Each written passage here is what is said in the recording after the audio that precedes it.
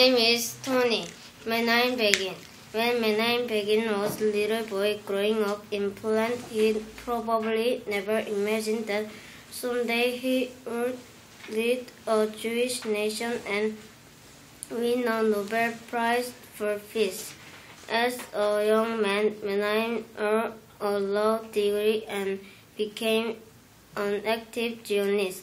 Members of the Zionist movement wanted to create a Jewish community in the Middle Eastern region of Palestine. Germany invaded Poland early in World War II, and the Nazis began to persecute the Jewish. Began joining the Polish army in exile. He went with them to Palestine in 1942.